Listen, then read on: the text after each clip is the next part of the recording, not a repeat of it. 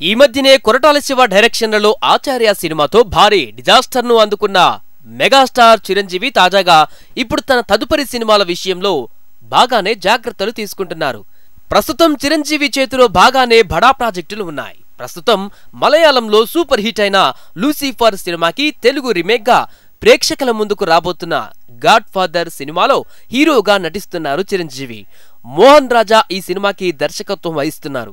ఇక ఈ సినిమాతో పాటు భోలా శంకర్ సినిమాతో కూడా బిజీగా ఉన్న మెగాస్టార్ మరోవైపు కెఎస్ రవీంద్ర అలియాస్ బాబీ డైరెక్షన్ లో వాల్తేరు వీరయ్య అనే సినిమా సైన్ చేశారు. ఇంకా చిరంజీవి జాయిన్ కాకపోయినప్పటికీ ఈ సినిమా షూటింగ్ మాత్రం గత 10 రోజులుగా జరుగుతోంది. తాజాగా చిరంజీవి కూడా షూటింగ్ లో పాల్గొనడం మొదలుపెట్టారు.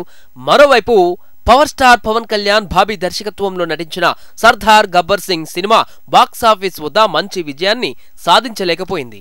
ఇక తమ్ముడికి మంచి హిట్ ఇవ్వలేని ఈ డైరెక్టర్ చిరంజీవికి మాత్రం ఎంతవరకు హిట్ అవుతారు అనేది ఇప్పుడు హాట్ టాపిక్ గా మారింది. ఏదేమైనా మెగాస్టార్ మాత్రం సంవత్సరానికి 1 లేదా 2 సినిమాలు విడుదలయ్యేలా బాగానే ప్లాన్ చేస్తున్నారని కొందరు అభిమానులు సంతోషిస్తున్నారు.